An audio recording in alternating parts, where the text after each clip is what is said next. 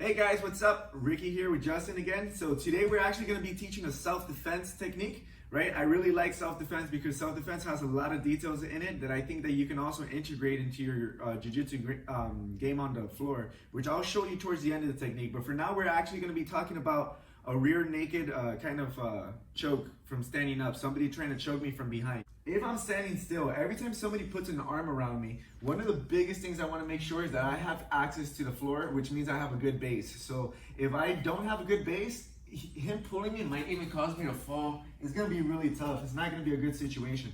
But every time I go ahead and I establish a base, now I can start to kind of gauge whether he's pulling, whether he's pushing, whether he's doing nothing. And all of that's going to be important on when performing the appropriate technique, right? But always when somebody's going here to try to choke me, of course, number one, I want to protect my neck. So I use my hands to put my fingers inside, and I'm not just gonna pull down with muscle. I'm not gonna do that at all, actually. I'm actually just gonna be connecting my elbows to my rib cage, right?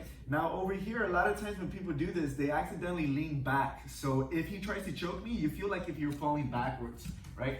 That's not good. Right? So every time I grab these grips and I connect to my elbow, I actually try to squat down and lean forward a little bit. So now if he tried to pull me back, he really has to use a lot of muscle. And that muscle is going to allow me to lift his feet off the floor, kind of with a little tuck, not much effort to do that. And then from here, I'm going to be turning my shoulder.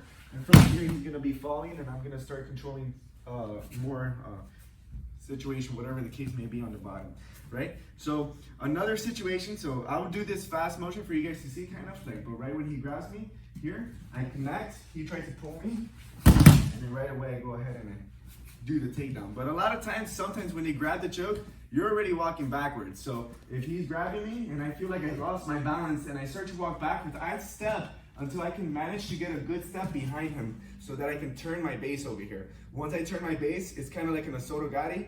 From here with the judo throw, I just put my weight forward and then I start controlling the person on the ground, okay? So earlier in the video, I was talking about how I like to integrate the details into the ground, and sometimes like in turtle position, if somebody's here and they're trying to attack me, a lot of times they try getting their seatbelt grip and they also try getting their hooks. But sometimes they miss the hook and they're too high. And then every time I see that they're too high, I can always integrate this self-defense kind of technique so that I can easily be the person on top. Cool? So I hope you like this video, and then we're gonna be sending some more, guys.